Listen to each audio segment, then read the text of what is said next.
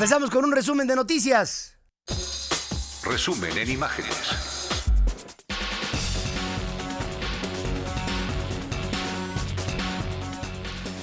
Se relaja el cerco de seguridad en torno al Palacio Legislativo en San Lázaro ante la clara inconformidad de vecinos y usuarios del transporte público afectados por cierres al paso de personas y vehículos. Una brutal insensibilidad para hacerle este cerco a San Lázaro. Hombre, se lo hicieron 9 días antes de la toma de protesta, pues si lo hubieran hecho el mes antepasado, ¿no? También el hecho es que dicen que el miedo no anda en burro, y como no anda en burro, pues le pusieron vallas y le pusieron chalecos y le pusieron garrotes y le pusieron de todo. En fin, la circulación fue reabierta en Congreso de la Unión en ambos sentidos. El eje 1 norte, de ahí se retiraron puntos de revisión. Había 9, en algunos lugares había más de 15, ¿no? Puntos de revisión. Y reabrieron las estaciones del metro. El paso se mantiene restringido únicamente en la calle de Emiliano Zapata, a un costado del recinto legislativo, y la lateral de Eduardo Molina, nada más. Diputados del PRD, encabezados por su coordinador, que es Silvano Aureoles, que es diputado por mayoría, se manifestaron antes del mediodía acompañados de un centenar de vecinos de colonias cercanas. Derribaron las vallas metálicas instaladas sobre Eduardo Molina y Emiliano Zapata. Habla Silvano. Llamamos a quien sea el responsable a que retiren este cerco en torno al Palacio Legislativo de San Lázaro. No puede ser que miles y miles de ciudadanos no puedan circular. Durante la sesión en la Cámara de Diputados, el presidente de la mesa directiva, el plurinominal priista Jesús Murillo Caram, aseguró que fue él quien solicitó el relajamiento del operativo y señaló que se aplicará únicamente horas antes de la ceremonia de toma de protesta, como se hace habitualmente en estos casos. Por fortuna, encontramos una gran sensibilidad de parte de las autoridades y, como ustedes pueden ver, se quitó el cerco amplio y se hizo un cerco corto alrededor del palacio, pues que evidentemente es una medida de seguridad. El exceso que se dio ya fue, les consta a todos ustedes que se fue retirado, lo vieron ya, ¿no? Por otra parte, el procurador capitalino anunció un operativo con 1,000 elementos el 1 de diciembre, allá en las inmediaciones del Palacio Legislativo y Palacio Nacional. Y si es el procurador del distrito, pues va a tener que ser con judiciales del distrito, ¿no? O sea que quien vaya para allá, agárrese la cartera, no vaya a ser. Las 3 principales fuerzas políticas del país, el PRI, el PAN y el PRD, esto que le digo es muy importante, si es que se hace y se hace bien. Las 3 principales fuerzas políticas de este país, el PRI, el PAN y el PRD, suscribirán un acuerdo político nacional para impulsar los cambios que requiere México, con la intención de derivarlo en la presentación y aprobación de iniciativas de la reforma energética, una reforma hacendaria integral, una reforma política y electoral. Ahí, en esa, podemos acabar con los plurinominales, en esa reforma política electoral. Y además, se lo digo al sector político, hay millones de personas con la idea de eliminarlos, y más vale que la atiendan. Y el tema de la seguridad social universal, que entiendo que es por ley, pero que tendría que estar acompañada de la reforma fiscal para que hubiera el recurso, ya que en este momento no hay la manera de apuntalar con todo ello a un proceso de una seguridad social mayor de la que hoy tenemos, que desafortunadamente está colgada de alfileres. El dirigente nacional del PRI, Pedro Joaquín Caldwell, aseguró que la intención es buscar una verdadera reforma del Estado y descartó que se trate de un simple acuerdo coyuntural ante el inicio del gobierno, y aseguró que el pacto será extensivo a todas las fuerzas políticas y organizaciones de la sociedad civil, incluido ahí al movimiento que encabeza Andrés Manuel López Obrador. En el caso concreto de Andrés Manuel López Obrador, pues él sería bienvenido.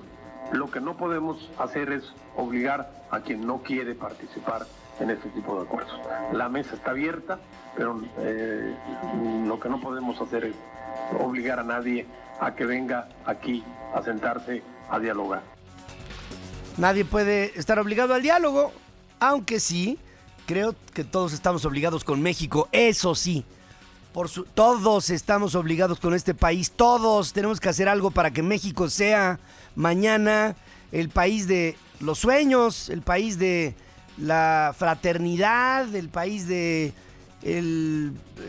la igualdad, de la justicia, ese país que todos hemos añorado tener, el país del bienestar, por Dios, tenemos todo para hacerlo.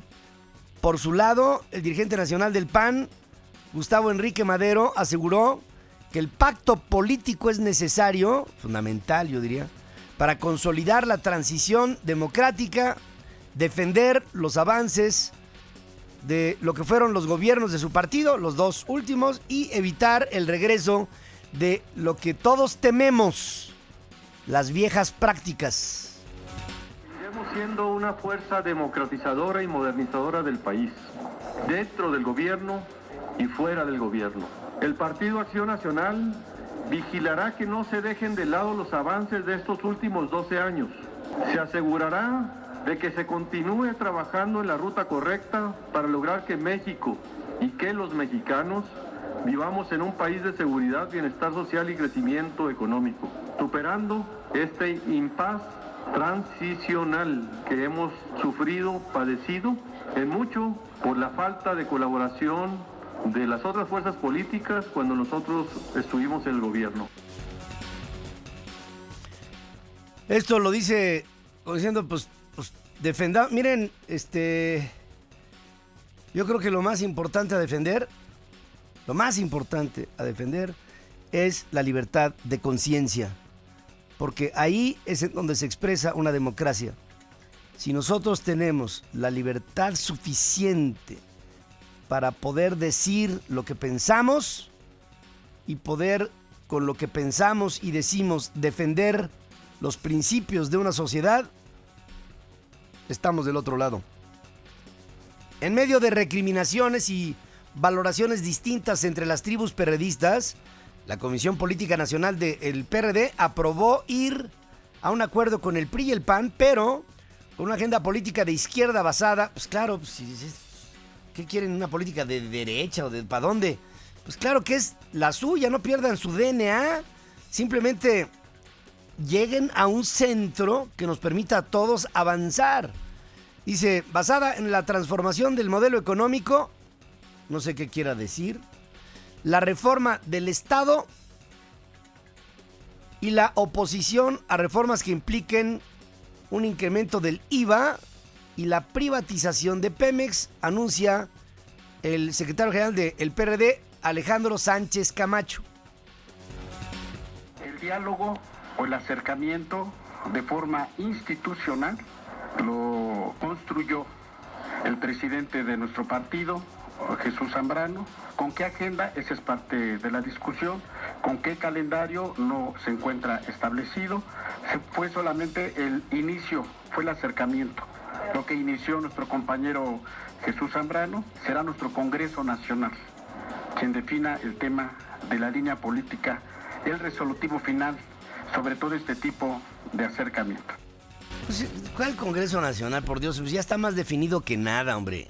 Lo que tienen ustedes que hacer es ser congruentes con el país, como tendría que hacer lo mismo el PRI, y lo mismo lo tendría que hacer el PAN, y lo mismo lo tendría que hacer el del Baester Gordillo, y lo mismo el del Niño Verde y sus intereses, y todos.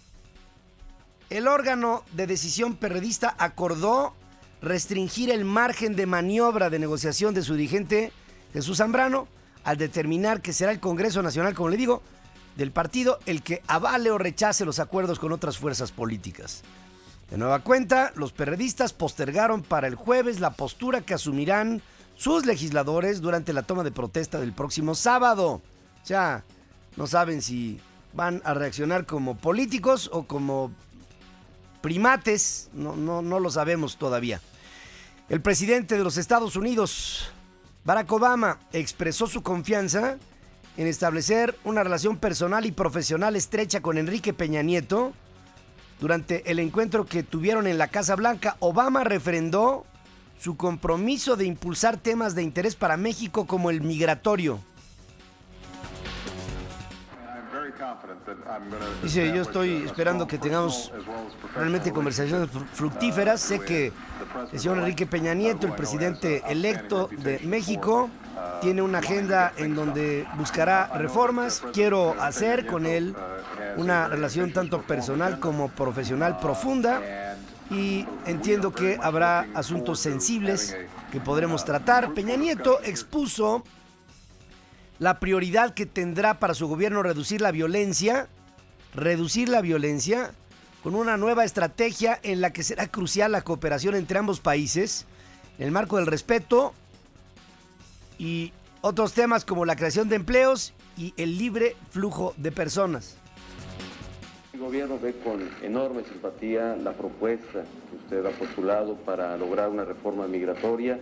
Quiero decirle que más que venir a demandar esta reforma, queremos ser o contribuir desde nuestro espacio a que se logre, saber cómo podemos apoyar, respaldar tan importante iniciativa que permitirá regularizar la condición que viven millones de ciudadanos en los Estados Unidos.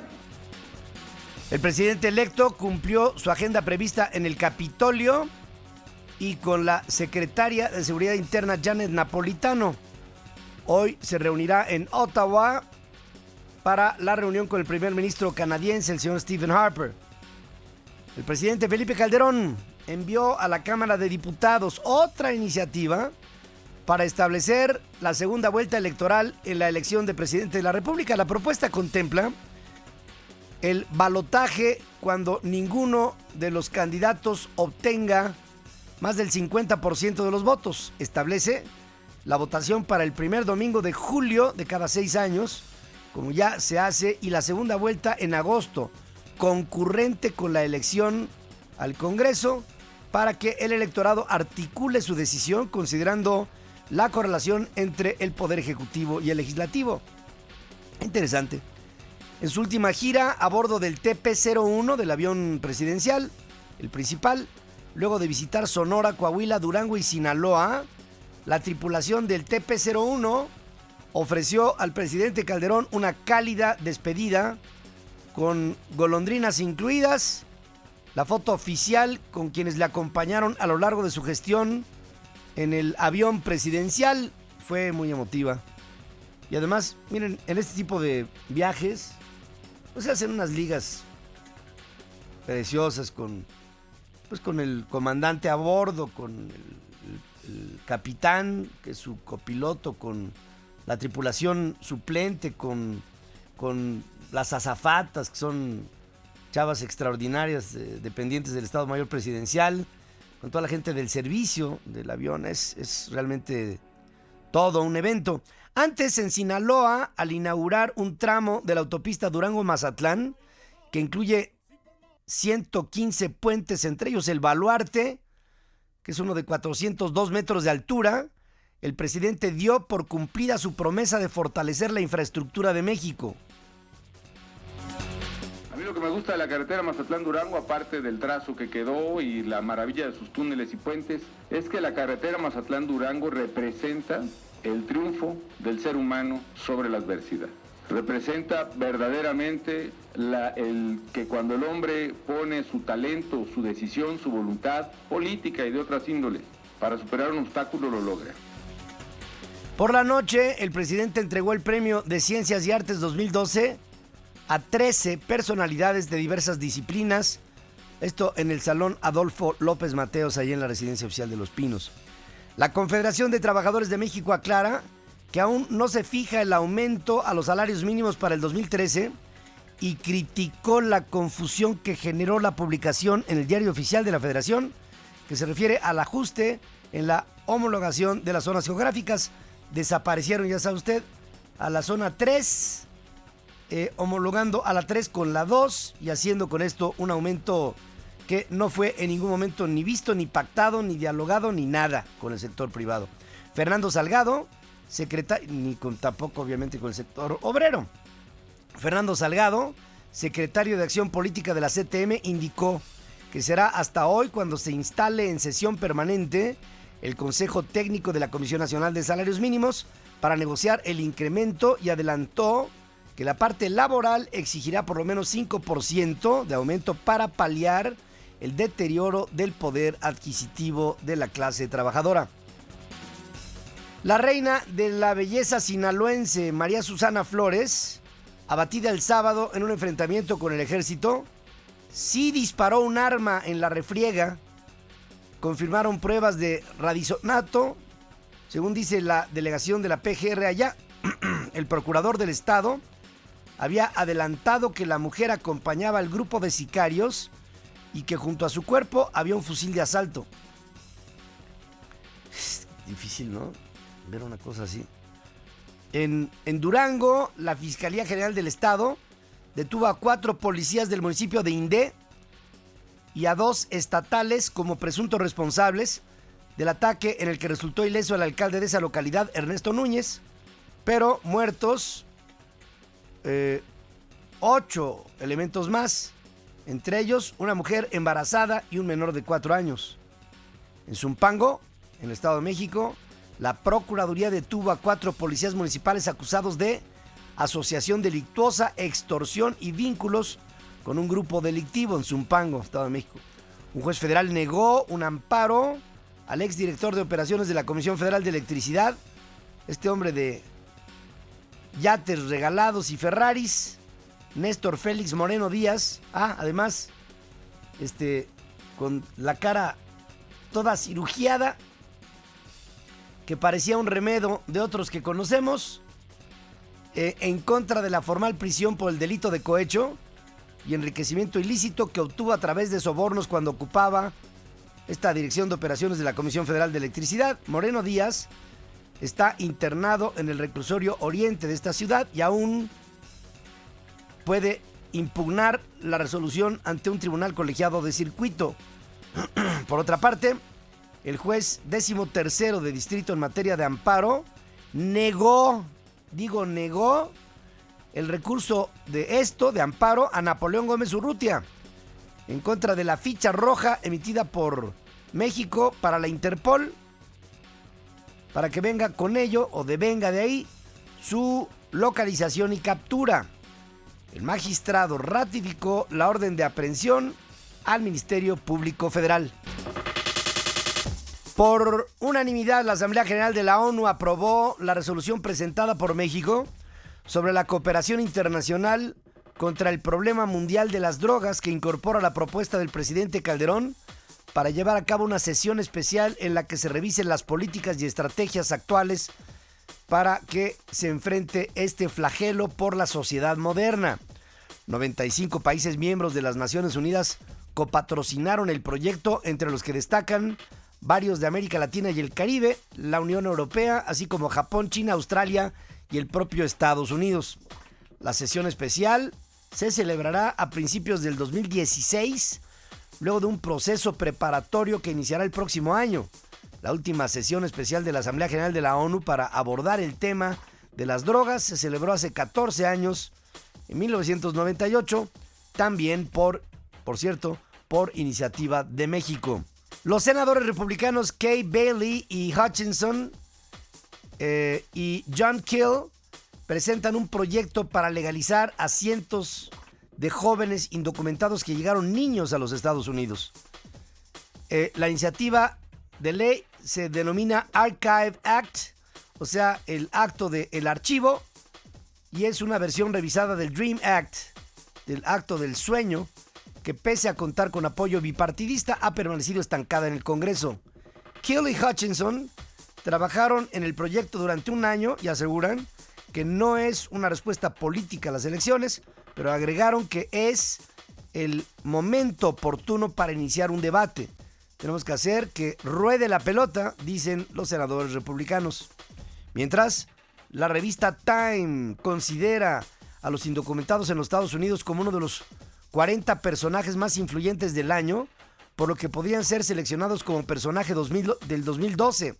La publicación explica que los jóvenes indocumentados lograron que el presidente Barack Obama emitiera una orden ejecutiva para impedir que fueran deportados, lo que motivó que las elecciones, las comunidades latina y asiática votaran mayoritariamente por su reelección. En otras palabras, lo que están diciendo es, si Barack Obama estará 4 años más en la presidencia, en la oficina oval, será por los latinos.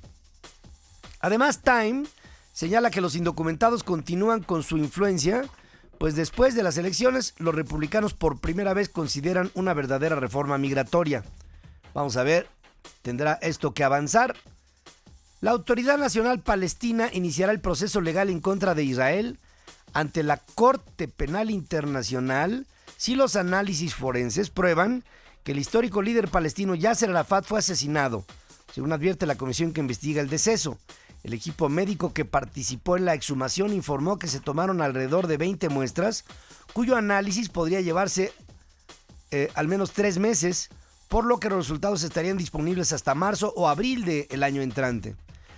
Las medidas de austeridad del gobierno del primer ministro Mario Monti en Italia han debilitado la demanda interna al grado que el consumo privado registra en Italia su mayor desplome desde terminada la Segunda Guerra Mundial, según señala la Organización para la Cooperación y el Desarrollo Económico.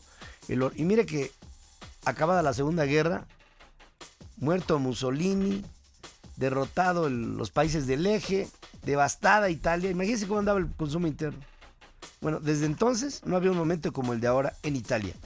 El organismo adelanta que Roma podría incluso verse obligada a recurrir en el 2014 a un nuevo ajuste, o sea, apretón, para sanear sus cuentas públicas, al considerar que en el próximo bienio tanto la deuda como el déficit público se van a mantener arriba y crecientes. Hasta este momento se ha logrado evitar el peor escenario económico, un círculo vicioso entre austeridad y recesión, dice el gobierno italiano ante los señalamientos de la OCDE. Confirmó que el país alcanzará el equilibrio presupuestal en términos estructurales en 2013 y 2014, tal como se comprometió ante la Unión Europea. De todas maneras, Italia, basada en una industria en pymes, hay una fuerte presencia de pymes en Italia y de empresas medianas que le han dado relieve y lustre a Italia en el movimiento industrial ante el mundo, y además con un sello de, si algún país tiene un prestigio de calidad de nombre, Italia, Made in Italy, ya es sinónimo de, pues, ¿no?, de sacarle punta, ¿no? El presidente de Venezuela, Hugo Chávez, viajó otra vez a Cuba para someterse a un tratamiento especial de oxigenación hiperbárica y quimioterapia 6 meses después de la última sesión de radioterapia que se le aplicó por el cáncer que padece desde junio del 2011. Chávez envió a la Asamblea Nacional una petición solicitando permiso para ausentarse del país, requisito previsto en la Constitución cuando el presidente va a permanecer en el exterior más de 5 días, según informa el presidente del Parlamento, Diosdado Cabello. Al inicio de la campaña electoral que le dio la reelección por 6 años más, el 7 de octubre pasado, Chávez aseguró que estaba totalmente curado, cosa que aquí a las claras se ve que no es así. En las próximas horas, los residentes del noreste de los Estados Unidos se enfrentarán a una tormenta de nieve. El Servicio Meteorológico Nacional alerta que la nieve se acumulará en partes altas del área triestatal de Nueva York, New Jersey y Pensilvania, a la vez que se registrarán temperaturas por debajo del punto de congelación. Las autoridades instan a residentes de la zona a tener precaución al conducir y, de ser posible, pues evitarlo. Decenas de trabajadores domésticas en Nueva York protestaron a la hora de mayor congestionamiento en el Grand Central Station, allá en Manhattan, con el fin de llamar la atención y denunciar los bajos salarios que reciben, así como la falta de beneficios. La manifestación se realizó en el marco de la publicación del reporte El Mundo Invisible y No Reglamentado del Trabajo Doméstico, que denuncia los bajos salarios que reciben y las condiciones de peligro que enfrentan todos los días en esta cotidianidad, en un trabajo que es duro, que es difícil y mal pagado.